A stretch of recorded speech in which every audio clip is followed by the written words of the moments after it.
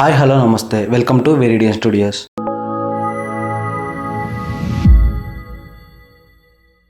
ఈరోజు మనం ఎంతో ఇంట్రెస్టింగ్ అయిన ఫ్యాక్ట్స్ మనం చెప్పుకుందాం. 2012 సంవత్సరంలో ప్రపంచంలోనే 2వ అత్యుత్తమ లిపిగా గుర్తింపు వచ్చింది. తెలుగు సమాప్తమయ్యే ప్రతి పదం సింధికి వ్యాజనాత్మక స్వరం ఉంటుంది. 80 మిలియన్లకు పైగా మాతృభాషలు మాట్లాడుతున్నారు. తెలుగు లెస్ అన్నది కృష్ణదేవరాయలు రచనల వల్ల ప్రఖ్యాతి చెందింది.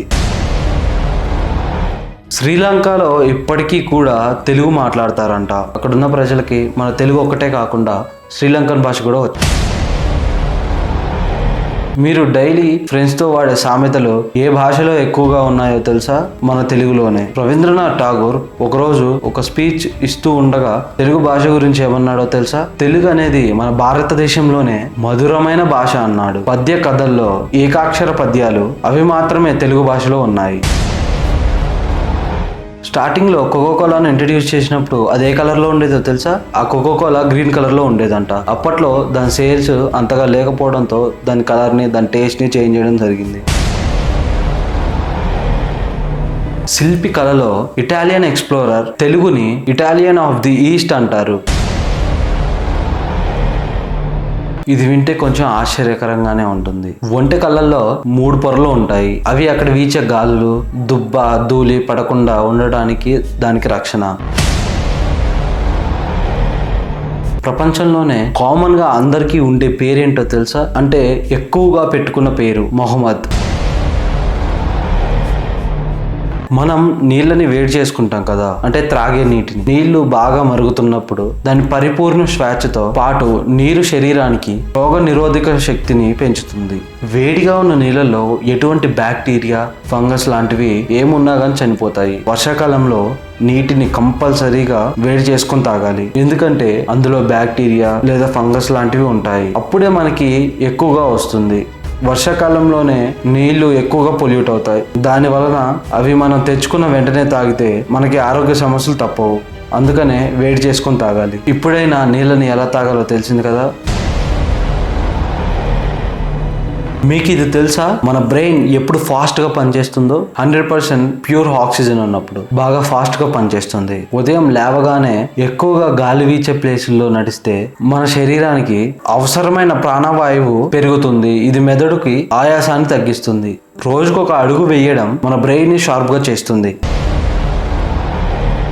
మనం ఫ్రూట్స్ డైలీ తింటే దాని యూజెస్ ఏంటో తెలుసా? దానివల్ల ఎన్ని లాభాలు ఉన్నాయో తెలుసా? ఇప్పుడు మాట్లాడుకుందాం. ఫ్రూట్స్ డైలీ తింటే విటమిన్స్ మరెన్నో లాభాలు ఉన్నాయి.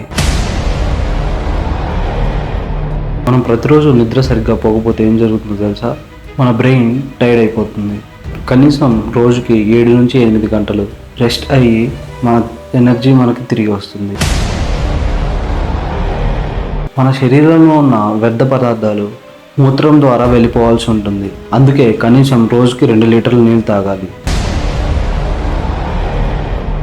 తాజాగా దూకే మాలిక్యూల్స్ని మీకు అంగ్ ఎలర్జీ అనేది తెలుసా?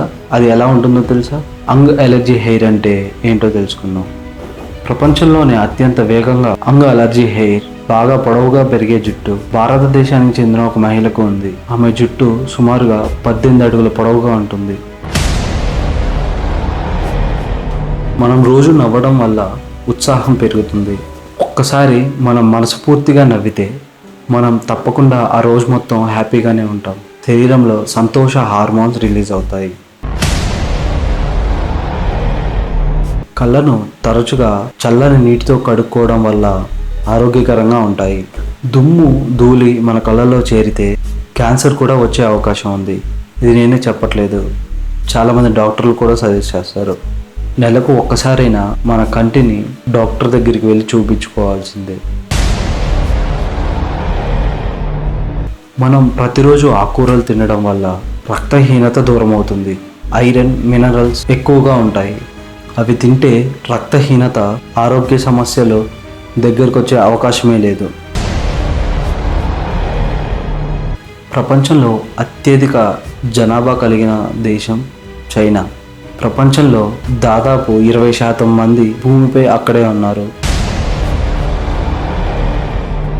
ప్రతిరోజు రాత్రిపూట పసుపు రసాన్ని తాగితే మనం ఆరోగ్యకరంగా ఉంటాము. Thank you for watching this video. Subscribe చేసుకోవడం మాత్రం అస్సలు మర్చిపోకండి.